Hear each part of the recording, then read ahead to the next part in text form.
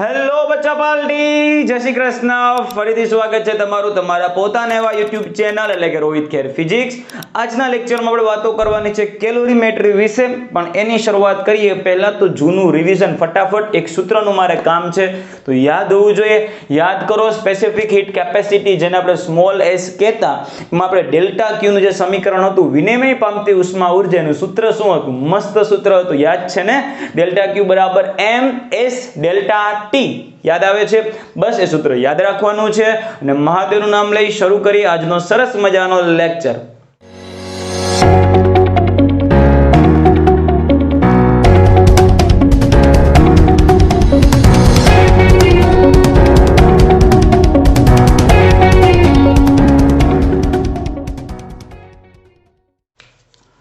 તો આજના લેક્ચરનો ટોપિક છે કેલોરીમેટ્રી. તો સૌથી પહેલા તો શબ્દ શું કહેવા માંગે છે એના ઉપર ફોકસ કરો. કેલોરી શબ્દ એટલે કે શું છે? કેલરી.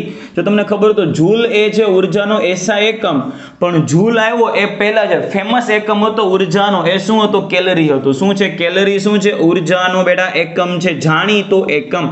એસઆઈ એકમ નથી ભાઈ, જાણીતો એકમ છે ઉર્જાનો કેલરી. બરાબર? તમે કોઈ પણ ખાદ્ય પદાર્થ લ્યો તો એની અંદર જે એનર્જી લખેલી હશે તે મોસ્ટ ઓફ કેલરીમાં જ લખેલી હશે, કેલરી અથવા તો કિલો કેલરી એ ટાઈપનું. બરાબર? તો કેલરી એ ઉર્જાનો એકમ છે.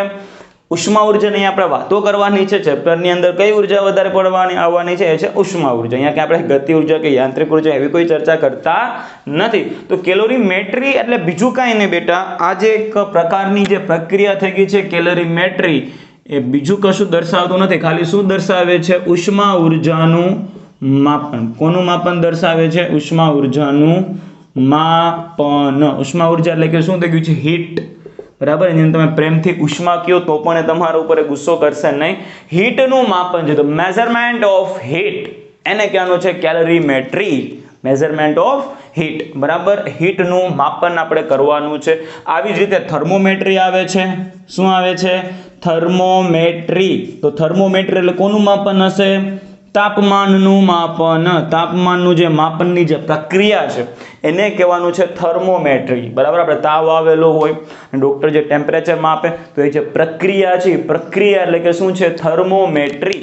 તાપમાનના માપન માટે કયું સાધન વપરાય છે? જે જરૂરી સાધન છે એ સાધન કયું છે જે તાપમાનનું માપન કરે છે? એ છે થર્મોમીટર. બરાબર? કે જે થર્મોમેટ્રીની પ્રક્રિયા કરે કે તાપમાનનું માપન કરે છે એ છે થર્મોમીટર. એવી જ રીતે જે કેલોરીમીટરની પ્રક્રિયા છે, કેલોરીમેટ્રીની પ્રક્રિયા જે કરે એટલે ઉષ્મા ઉર્જાનું માપન કરે છે, તો એના માટેનું જે સાધન છે બેટા એ કયું થવાનું છે? એ થવાનું છે કેલરીમીટર. ટપ્પા પેડા નો પેડા? પહેલા તો આ ચાર શબ્દો ઉપર ફોકસ કરજો. કેલોરીમેટ્રી ટોપિકનું નામ છે. કેલોરીમેટ્રી એટલે બીજું કંઈ નહીં, ઉષ્મા ઉર્જાનું માપન છે. બરાબર? કેલરી ઉર્જાનો એકમ છે, એના ઉપરથી ઉષ્મા ઉર્જાનું માપન. જે સાધન વડે ઉષ્મા ઉર્જાનું માપન થાય છે એ સાધનને આપણે કહેવાનું છે કેલોરીમીટર. એવી જ રીતે થર્મોમેટ્રી પણ છે. થર્મોમેટ્રી એટલે કે શું છે? તાપમાનનું માપન.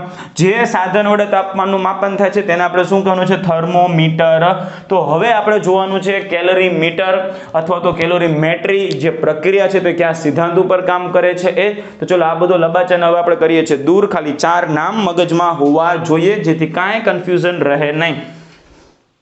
કેલોરીમેટ્રીનો જે સિદ્ધાંત સમજીએ એ પહેલા તો આપણે જોઈએ કે ભાઈ અલગ કરેલું તંત્ર એટલે કે શું? ઉષ્માની દ્રષ્ટિએ અલગ કરેલું તંત્ર.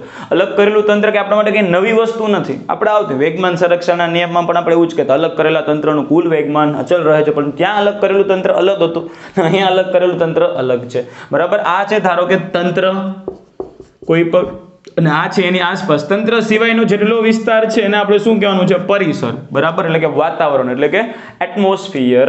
તો આ તંત્રને અલગ કરેલું તંત્ર કહેવાય કે ન કહેવાય? તો ક્યારે કહેવાનું છે અલગ કરેલું તંત્ર? જો તંત્ર અને પરિસર વચ્ચે ઉષ્માનું વિનિમય એટલે કે આપ-લે થતી ન હોય. બરાબર? ઉષ્મા ઉર્જા તંત્રમાંથી પરિસરમાં જતી ન હોય અથવા તો પરિસરમાંથી તંત્રમાં ઉષ્મા ઉર્જા આવતી ન હોય. બરાબર? ઉષ્માની કાંઈ લેવડ દેવડ થતી ન હોય એને શું કહેવાનું છે? અલગ કરેલું તંત્ર. પેલા તો અલગ કરેલું તંત્ર કોને કહેવાય? ટપ્પા પડ્યા.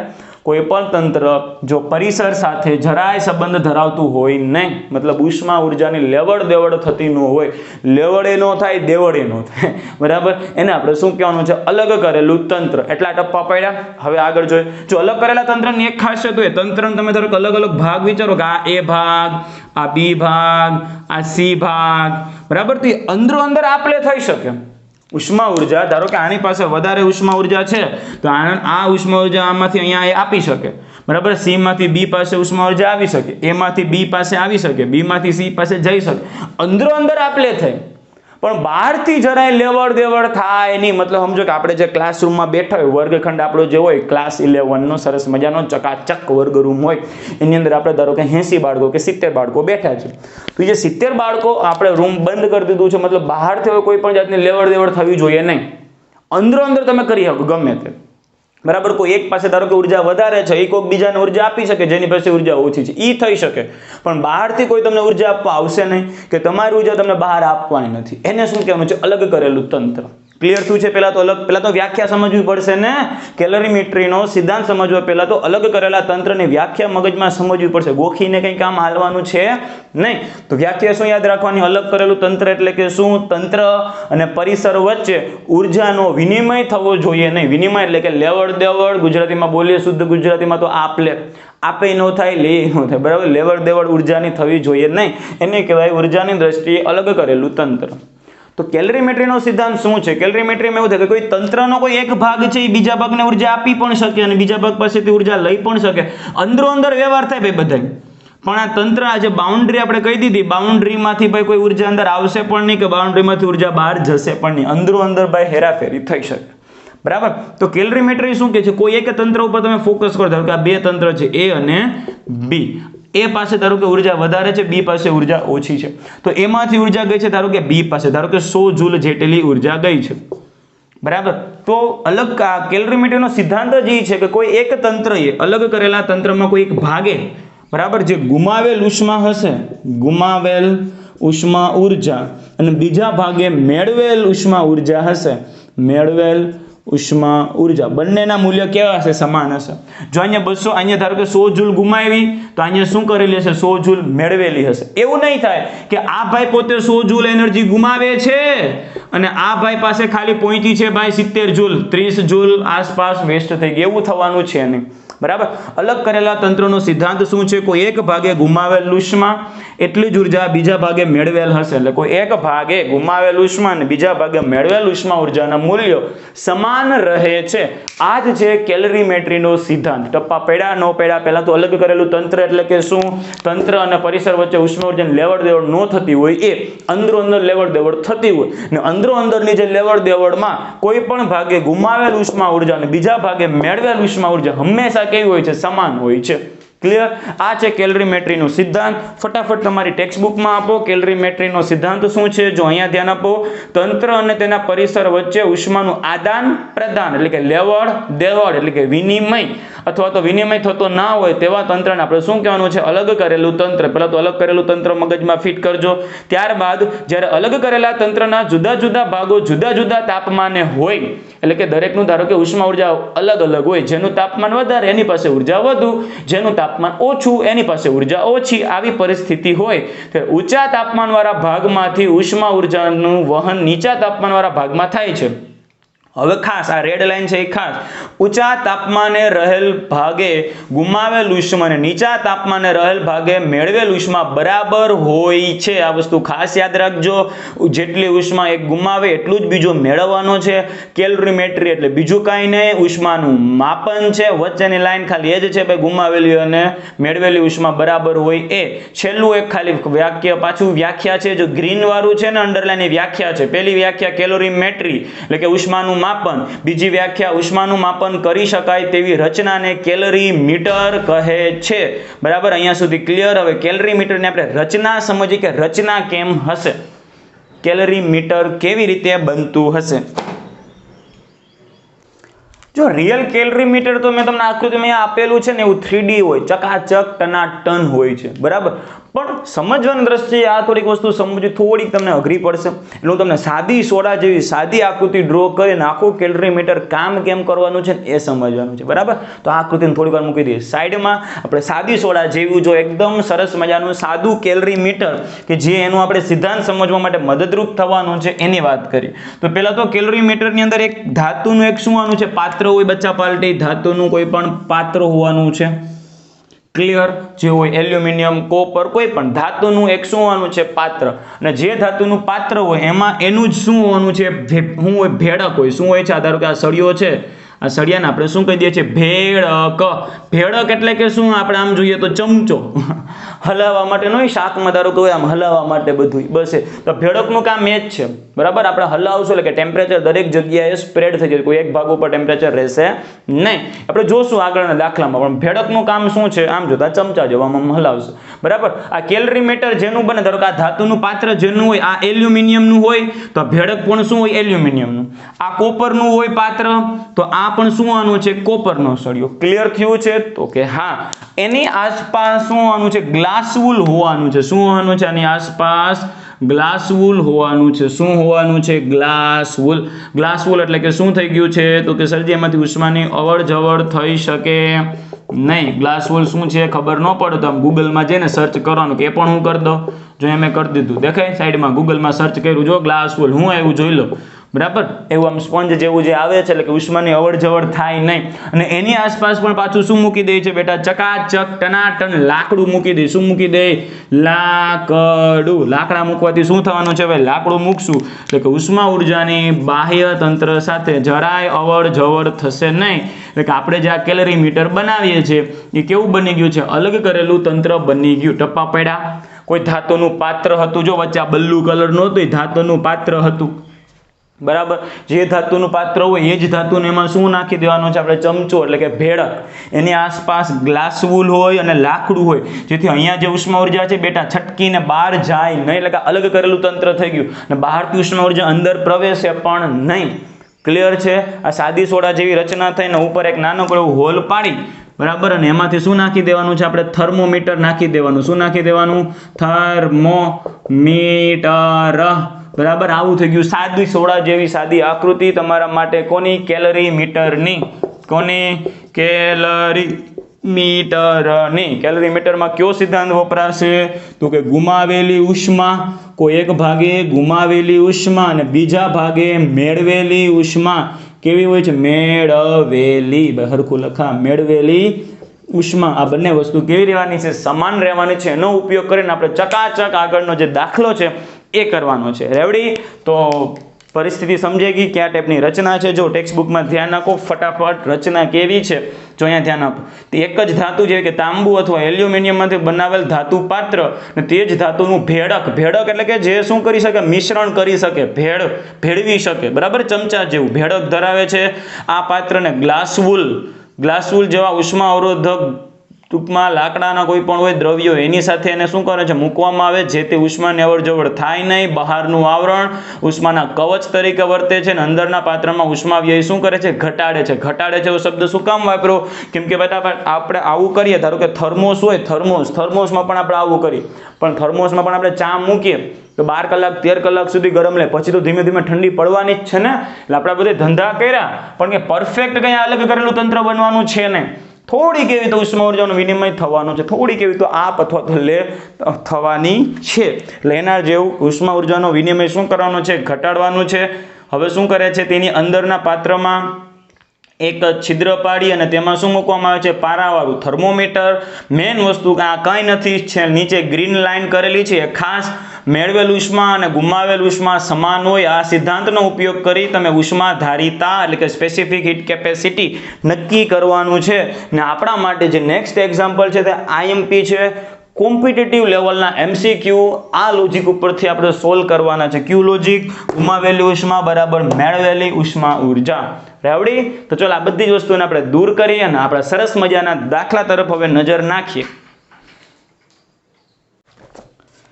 ચલો હવે આપણે નજર નાખવાની છે ઉદાહરણ 11.3 ની. ટેક્સ્ટ બુકમાં નજર નાખતાની બોર્ડ ઉપર જે છે એના ઉપર ધ્યાન આપજો. એકદમ શોર્ટ એન્ડ સ્વીટ મેથડથી આપણે દાખલો કરેલો છે. ટેક્સ્ટ બુકમાં ખાલી ખોટી વસ્તુને મરોડીને તમને તમારા સુધી પહોંચાડેલી છે.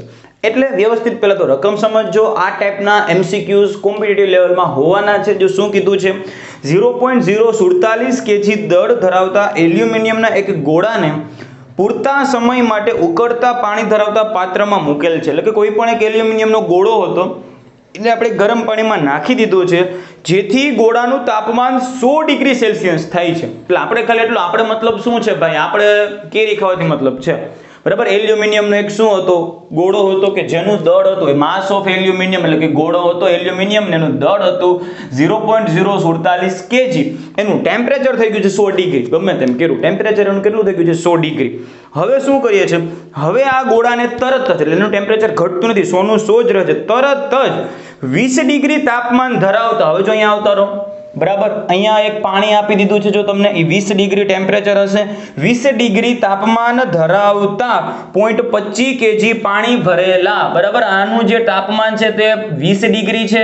પાણી જે છે, જે બ્લુ કલરનું જે વોટર છે એનું દળ છે 0.25 kg. અને એની આસપાસ આપણે ખબર છે કોપરનું એક શું હોવાનું છે, પાત્ર હોવાનું છે કેલરીમેટ્રીમાં, બરાબર. જે કોપરનું પાત્ર છે એનું દળ આપી દીધું છે 0.14 કિલો તાંબા ધરાવતા કેલરીમીટરમાં સ્થાનાંતરિત કરવામાં આવે.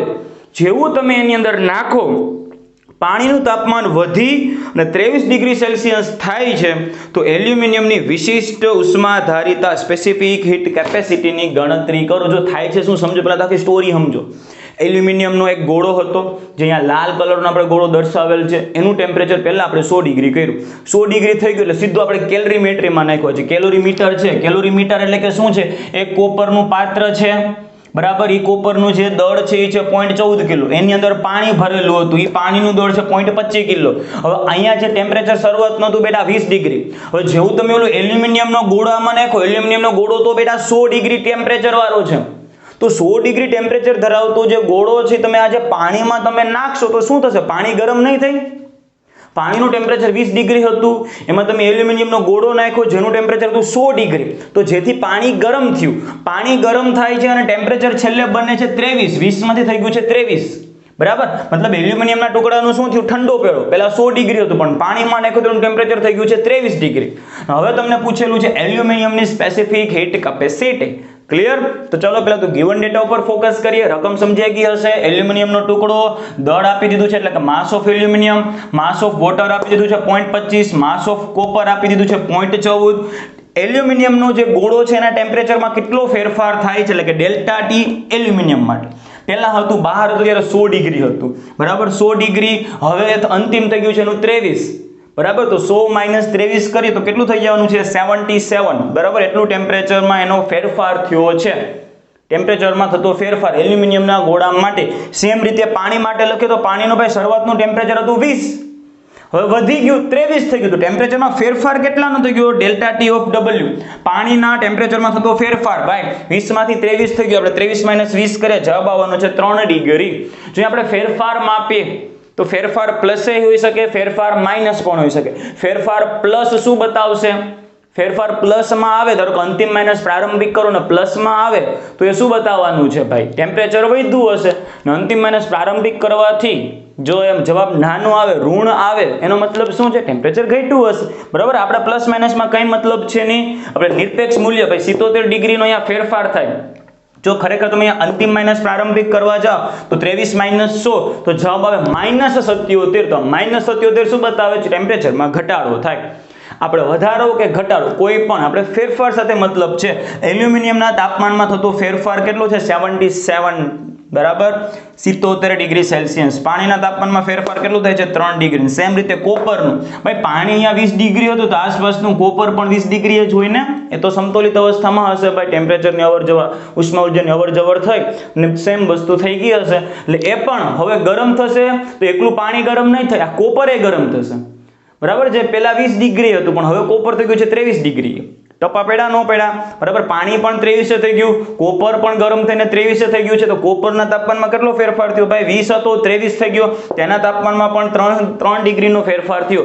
તમને પૂછેલું છે સ્પેસિફિક હીટ કેપેસિટી એલ્યુમિનિયમની, પણ એના માટે તમારે યાદ રાખવું પડશે ભાઈ આ દાખલાની અંદર પાણી અને કોપરની સ્પેસિફિક હીટ કેપેસિટી, સ્પેસિફિક આ દાખલા માટે યાદ રાખવી પડશે, કેમ કે રકમમાં ન થાય.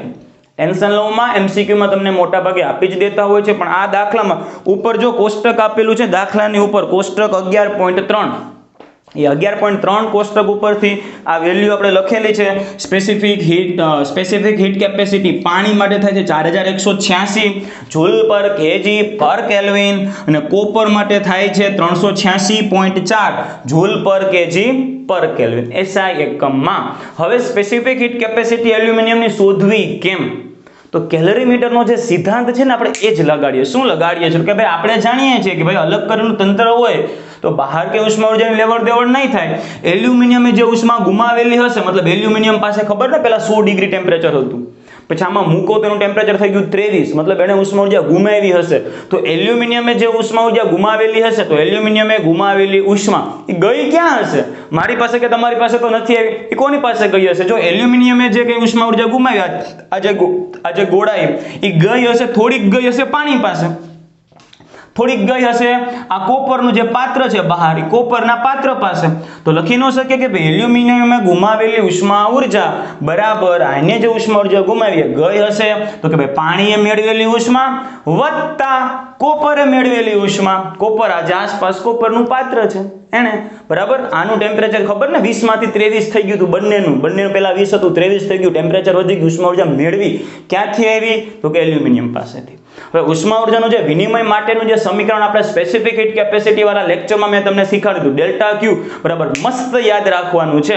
તો ત્રણેય માટે જો એલ્યુમિનિયમે ગુમાવેલી ઉષ્મા ઉર્જા એને આપણે કહી દઈએ ડેલ્ટા ક્યુ એલ્યુમિનિયમ માટે, પાણીએ મેળવેલી ઉષ્મા એને કહી દઈએ ડેલ્ટા ક્યુ વોટર એટલે કે પાણી માટે, અને કોપર માટે કરી નાખીએ ડેલ્ટા ક્યુ કોપર માટે. હવે તો બસ કાંઈ નથી કરવાનું. હવે જો ખાલી અહીંયા ધ્યાન આપો, ત્રણેય માટે સૂત્રો જો લગાડી દીધા, મસ્ત મસ્ત મસ્ત. ડેલ્ટા ક્યુ નું સૂત્ર મસ્ત હતું ને, યાદ આવે કે ભૂલી ગયા? પછી સ્પેસિફિક હીટ કેપેસિટીને આપણે કંઈક આમ વ્યાખ્યાયિત કરેલી હતી 1/m ડેલ્ટા ક્યુ અપોન ડેલ્ટા ટી, પણ મેં કીધું તો આવું સૂત્ર યાદ રાખવું અઘરું પડે, તો ડેલ્ટા ક્યુ નો સૂત્રનો કરતા બનાવાય તો ms અહીંયા જશે ms ડેલ્ટા ટી. યાદ રાખવા માટે શું યાદ રાખાય? મસ્ત. તો ત્રણેય માટે જો બલ્લે કક્ષરમાં મસ્ત મસ્ત કરી નાખ્યું. પણ અહીંયા એલ્યુમિનિયમની જાનમાં ગયા તો જેની જાનમાં જતા હોય એના ગીત ગાવાના. તો દળ કોનું? એલ્યુમિનિયમનું. સ્પેસિફિક હીટ કેપેસિટી કોની? એલ્યુમિનિયમની. ટેમ્પરેચરમાં થતો ફેરફાર કોનો? એલ્યુમિનિયમનું. એવી જ રીતે પાણી માટે WWW, કોપર માટે CU. ત્રણેય સૂત્રો તો મસ્ત જ છે, બરાબર. હવે ખાલી સૂત્રમાં કિંમત મૂકી દાખલો પૂરો કરવાનો છે, વસ્તુ થાય છે પૂરી. ટેક્સ્ટ બુક વરાય તો તમને ઊંધે માથે ક્યાં ના ક્યાં લઈ ગયા, બરાબર. ખાલી બસ એટલું જ કરવાનું છે. એલ્યુમિનિયમે જે ઉષ્મા ઉર્જા ગુમાવી તે પાણી અને કોપરે મેળવેલી હશે.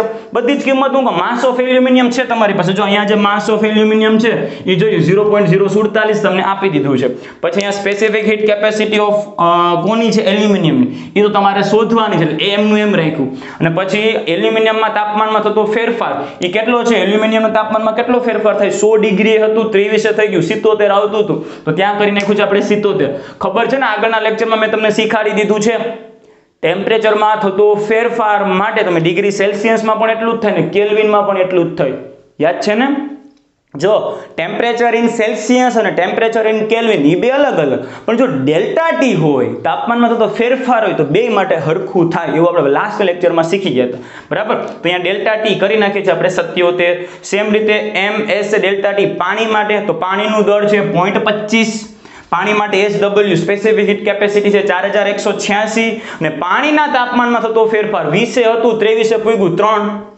ક્લિયર?